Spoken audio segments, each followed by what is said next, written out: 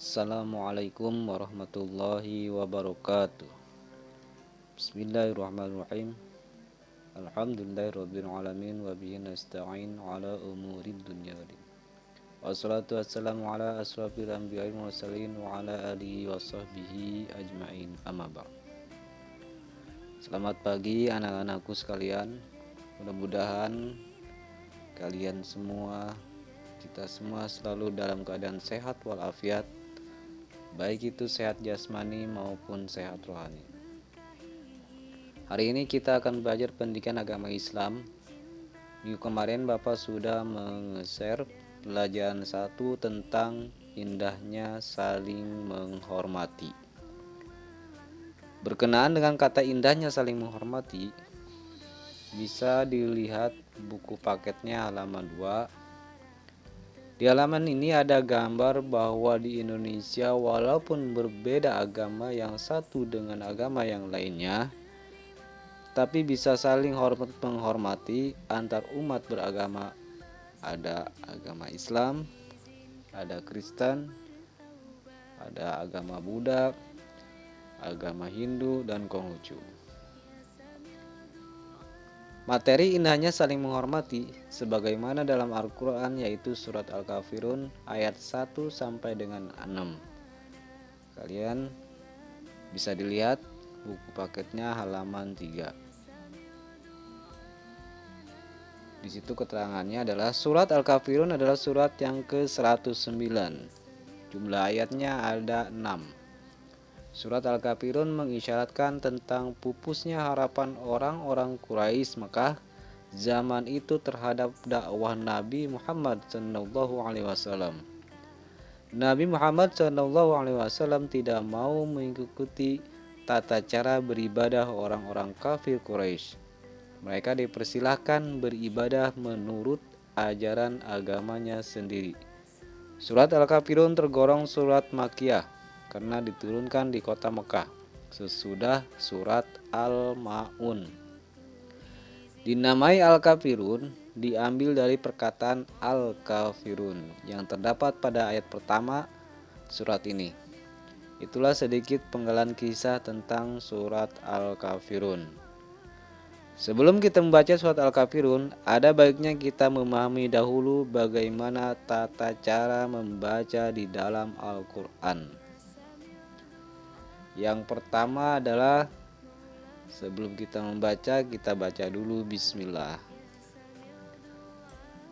Yang selanjutnya, kita harus mengetahui tanda baca yang berada di dalam Al-Quran, seperti tanda baca patah yang posisinya berada di atas huruf. Contohnya huruf alif, kalau ada patahnya di atas maka bunyinya adalah A.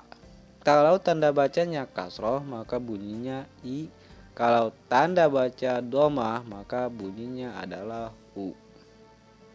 Selanjutnya tanda baca tanwin, yaitu patahnya ada 2, disebut patah tain yang berbunyi an. Kalau kasroh tain berbunyi in, dan kalau domah tain maka berbunyi un. Itulah sekilas tentang tanda-tanda baca yang ada di dalam Al-Quran.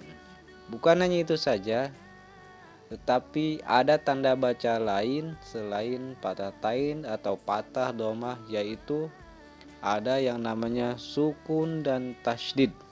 Itu juga sama, termasuk tanda baca yang ada di dalam Al-Quran. Selanjutnya, selain kita memahami tanda baca itu, kita juga harus bisa membaca Al-Quran dengan baik dan benar. Baiklah, sekarang Bapak akan membaca surat Al-Kafirun dari ayat 1 sampai dengan 6. A'udzu billahi minasy syaithanir rajim. Bismillahirrahmanirrahim. Qul ya ayyuhal kafirun لا أعبد ما تعبدون ولا أنتم عابدون ما أعبد ولا أنا عابد ما عبدتم ولا أنتم عابدون ما أعبد لكم دينكم ولي دين صدق الله العظيم. Itulah bunyi dari surat Al-Kafirun dari ayat 1 sampai dengan 6. Mudah-mudahan di rumah kalian bisa sering-sering lagi membaca Al-Quran, baik itu surat Al-Kafirun ataupun surat-surat yang lainnya yang lebih mudah dan dipahami untuk dibacanya. Selain membaca, selanjutnya adalah kita juga harus bisa menulis huruf Al-Quran. Berbeda kita kalau menulis huruf di Indonesia. Kalau di Indonesia hurufnya kita menulis dari kiri ke kanan. Kalau huruf Arab dari kanan ke kiri. Menulis huruf Al-Quran harus benar dan baik. Harus memperhatikan huruf hijaiyah yang dapat disambung di awal, di tengah, dan di akhir. Dan itu juga harus memperhatikan huruf-huruf yang hanya bisa disambung di akhir saja. Contohnya huruf yang bisa disambung di awal, di tengah, dan di akhir. Contohnya adalah huruf Qaf.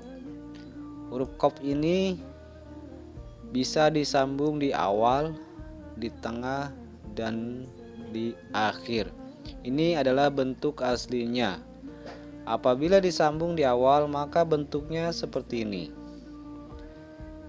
Jika mau disambung di tengah, maka bentuk huruf Qafnya seperti ini. Dan kalau bentuknya disambung di akhir kata, maka bentuknya seperti ini. Ada juga huruf yang tidak bisa disambung di awal, di tengah, tapi huruf tersebut hanya bisa disambung di akhir saja. Itu pun hanya huruf tertentu saja. Contohnya huruf dal, huruf zal, huruf ro, huruf za, waw, dan huruf alif. Demikianlah pembahasan pelajaran agama Islam dan budi pekerti hari ini. Untuk tugasnya sudah Bapak tulis melalui WhatsApp. Silakan kalian disimak apa yang harus dikerjakan. Mudah-mudahan pelajaran kita hari ini bisa bermanfaat dan bisa dipahami. Mohon maaf apabila dalam video ini ada salah baik dari materinya atau dari bahasa yang disampaikan. Akhirul kalam, billahi taufiq wal hidayah. Wassalamualaikum warahmatullahi wabarakatuh.